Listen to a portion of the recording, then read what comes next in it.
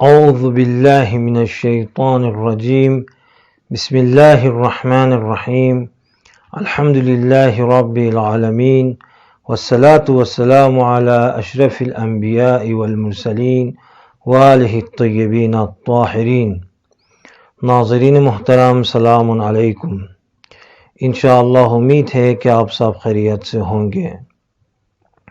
عصر غیبت اور ہماری ذمہ داریاں، اس موضوع کے حوالے سے آپ کی خدمت میں گفتگو ہو رہی تھی اور یہ بیان کر رہا تھا کہ ہماری پہلی ذمہ داری عصر غیبت میں یہ ہے امام کی معرفت حاصل کرنا، امام کی عظمت کو، امام کی شخصیت کو پہچاننا، یہ پہلی ذمہ داری ہے۔ اور دوسری ذمہ داری یہ ہے کہ عصر غیبت میں امام کے فراق میں امام کے لیے گریہ کرنا، آنسو بہانا اور رونا اور مضطر ہونا، یعنی لاچار ہونا، بے سکون ہونا، بے چین ہونا، اس نتیجے تک پہنچنا کہ مولا نجات پانے کے لیے، مشکلات کے حل کے لیے ایک ہی راستہ ہے، ایک ہی سلوشن ہے، ایک ہی راہ ہے، وہ یہ ہے کہ مولا آپ ظہور فرمائیں، آپ تشریف لائیں۔ اکثر یہ سوال کرتے ہیں کہ امام کب تشریف لائیں گے، امام زمان کب ظہور فرمائیں گے؟ تو جواب یہ ہے، جب ظہور کے لیے شرائط آمادہ ہوں گے، ظہور کے لیے شرائط فراہم ہوں گے، اس وقت امام تشریف لائیں گے۔ اور شرائط اور علائم میں فرق ہے۔ کچھ علامتیں ظہور کی، کچھ علامتیں حتمی ہیں اور کچھ علامتیں ظہور کی غیر حتمی۔ مثال کے طور پر حتمی علامتوں میں سے ایک علامت خروج سفیانی ہے، خروج سید حسنی ہے، سید حسنی کا قیام کرنا، سفیانی کا قیام کرنا، قتل نفس زکیہ یعنی نفس زکیہ کو قتل کرنا، آسمان سے ندا آئے گی۔ تو یہ حتمی علامتیں ہیں، لیکن یہ علامتیں 100% نہیں ہیں، یعنی ہم نہیں کہہ سکتے اگر یہ علامتیں ظاہر ہو جائیں امام ضرور آئیں گے، نہیں، بلکہ یہ شرائط ہے، شرائط 100% ہے۔ اگر شرائط آمادہ ہو جائیں ہم کہہ سکتے ہیں، شک نہیں ہے، تردید نہیں ہے کہ امام ضرور تشریف لائیں گے۔ ان شرائط میں سے ایک شرط کیا ہے کہ امام کے فراق میں مضطر ہونا، بے چین ہونا، بے سکون ہونا، پریشان ہونا، اور اس بات کو محسوس کرنا مولا ہمیں آپ کی ضرورت ہے، پوری دنیا کو بچانے کے لیے، تمام انسانیت کو بچانے کے لیے، تمام مشکلات کو حل کرنے کے لیے مولا ہمیں آپ کی ضرورت ہے۔ جب اس بات کو محسوس کریں گے اور امام کے فراق میں محزون ہوں گے، مضطر ہوں گے، اس وقت امام تشریف لائیں گے۔ بزرگان سے ایک واقعہ منقول ہے، مشہدی امام قلی ترک، اس کے بارے میں آیا ہے کہ یہ شخص 70 سال پہلے ایران میں رہتے تھے اور اس کی ایک چھوٹی دکان تھی، بہت عارف، متقی، پرہیزگار انسان تھے۔ مشہدی امام قلی ترک عاشق امام تھے، امام سے محبت کرتے تھے، مانوس تھے امام سے، ہر وقت امام کو یاد کرتے تھے، امام کے ذکر میں، امام کی فکر میں، امام کی یاد میں ہوتے تھے، امام کے بارے میں سوچتے تھے، امام کے بارے میں بات کرتے تھے، اور جب اپنے دوستوں سے ملتے تھے دوستوں سے بھی امام کے بارے میں گفتگو کرتے تھے۔ آیت اللہ شیخ محمد شریف رازی بڑا عالم دین ہیں۔ یہ شیخ محمد شریف رازی امام خمینی کی شاگرد ہیں، آیت اللہ مرشی کے شاگرد ہیں، آیت اللہ گلبگانی کے شاگرد تھے، اور اسی طرح نجف میں آیت اللہ ابو الحسن اصفہانی کے شاگرد تھے۔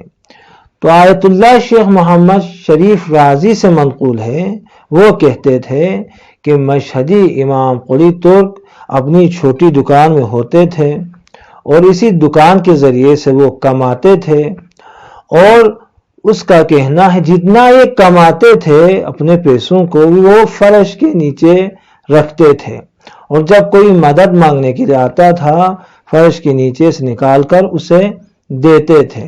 لیکن تعجب کی بات یہ ہے کہ جتنا وہ کماتے تھے اس سے کئی زیادہ وہ لوگوں کی مدد کرتے تھے، مستمندوں کی، فقیروں کی، مسکینوں کی مدد کرتے تھے، انفاق کرتے تھے۔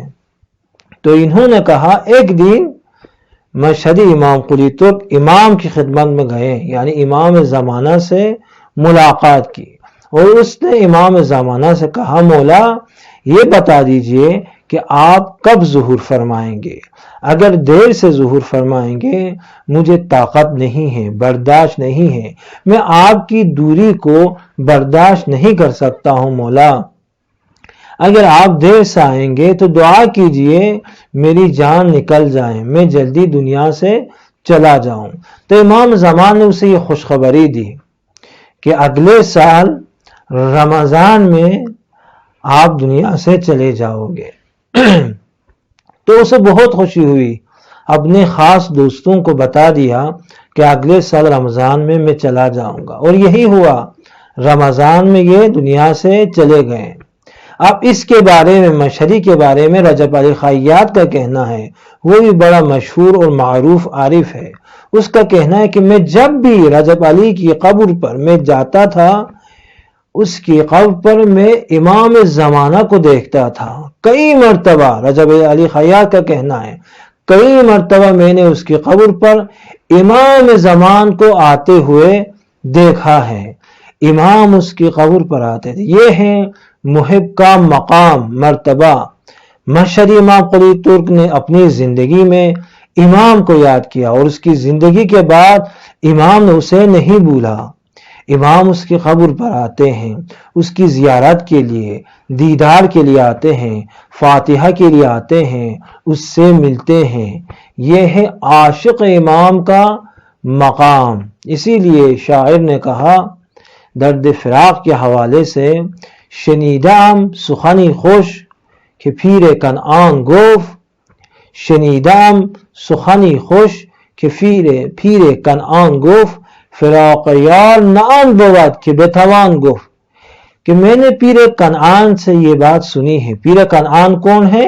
یعقوب، جس نے 40 سال یوسف کے فراق میں آنسو بہایا ہے، 40 سال گریہ کیا ہے ولی کے فراق میں۔ یوسف ولی اللہ ہے، خدا کا ولی ہے، ولی کے جدائی میں، فراق میں یعقوب نے آنسو بہائے۔ تو یعقوب نے کہا شنیدم سخنی خوش کہ پیر کنعان گفت، فراق یار نان کند کہ بتوان گفت۔ یہ درد فراق، یہ عذاب ہے، جہنم فراق ہے، یہ فراق کے عذاب کو ہم بیان نہیں کر سکتے ہیں، یعقوب کا کہنا ہے۔